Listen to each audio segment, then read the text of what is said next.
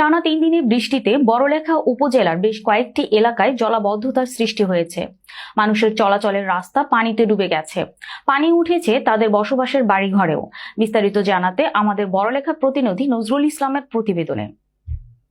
মৌলভীবাজার জেলার বড়লেখায় পানিবন্দী হয়ে পড়েছে সহস্রাধিক পরিবার। সরেজমিনে গিয়ে দেখা যায় টানা 3 দিনের বৃষ্টিতে উপজেলার বেশ কয়েকটি এলাকায় অধিকাংশ বাসা বাড়িতে পানি জমে আছে।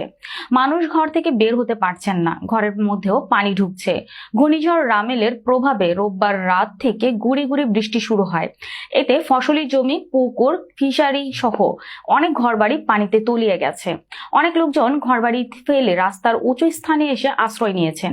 এ ব্যাপারে সহকারী কমিশনার ভূমি ও ভারপ্রাপ্ত নির্বাহী কর্মকর্তা মোহাম্মদ আসলাম সারোয়ারের সাথে যোগাযোগ করলে তিনি জানান, আমরা এই ব্যাপারে তথ্য নিয়ে একটি ডাটা পেজের মাধ্যমে আমরা মন্ত্রণালয়ে পাঠাবো।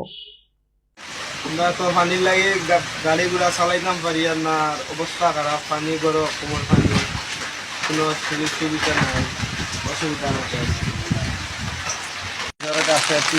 আমরা পানি লগিয়া করে আর কোনো কর্ম নাই করে আর না, সাংবাদিক ভাই আইলা আয়া আমরা দেখলা খুবই অবস্থা আমরা লাগি। এখন আমরা এই যে কষ্টের মাঝে আছি, কোনো লিটার সেও আইলা না। আমরা 3-4 দিন আগে পানির লগে হুড়কা লইয়া আছি পানির মাঝে। সবাই বুট দিলাম, বুট দিয়ে নির্বাচন করে পাস করি, তারা তো কেউ আমরা দেখলো না। আমরা পানির মধ্যে সাংবাদিক আমরা দেখলো, সাহায্য করলো। বৃষ্টিতে আর কোনো কাজকর্ম করতে পারিলাম না, আর রাস্তাঘাটেও সুযোগ নাই। আপনারা জনপ্রতিনিধির কাছে একটা আমার অনুরোধ।